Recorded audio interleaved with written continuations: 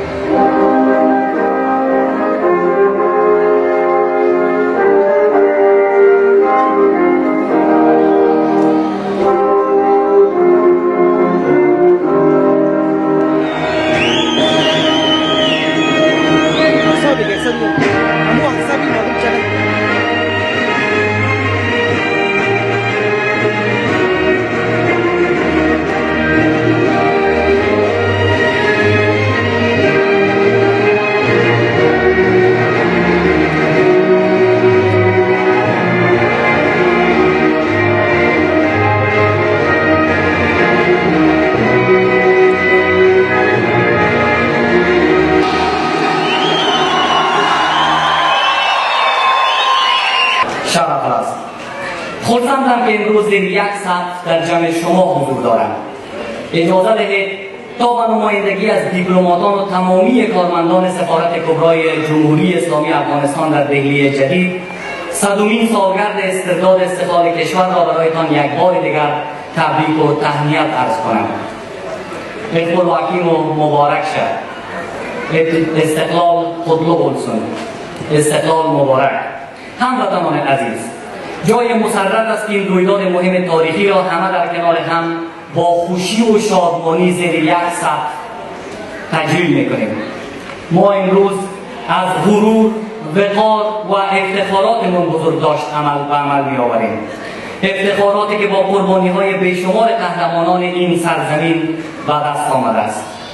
به خاطر باید داشت که همین اکنون پاسبانان شجاع و دلیر کشور برای دفاع از تمامیت ارضی و حفظ آزادی و افتخارات ما سینه‌هایشان را در سنگرهای داغ سپر کردند تا از ارزش‌های ملی ما محافظت کنند و مردم ما نیز در صلح و آرامش زندگی کنند.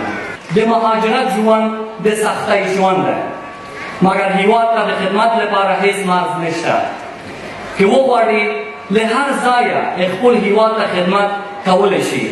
زما له نظره تاسو هر یو د افغانستان د فرهنګ سفیر یاست. بنان په هندوستان کې باید د خپل کلتور او غني تاریخ نمایندګي وکړي. په نوې دهلي کې د افغانستان لوی سفارت تل کوشش کړی دی چې د ستاسو او محصلینو لپاره لازم سهولتونه برابر کړي.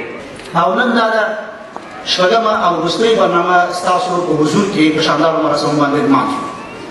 درنو هېوادوالو، خوشحاله یم چې د لومړي ځل لپاره تر 2000 زیات افغان کډوال او افغان محصلین په دغه تالار کې یو ځای راټولېږو او د افغانستان د خپلواکۍ جشن په ګډه لمانځو. موږ تاسو نن په خپل دغه پراخ حضور باندې دا ثابته کړه نړیواله ټولنې ته چې افغانان په ټولو ملي مسایلو کې یو موټی دي.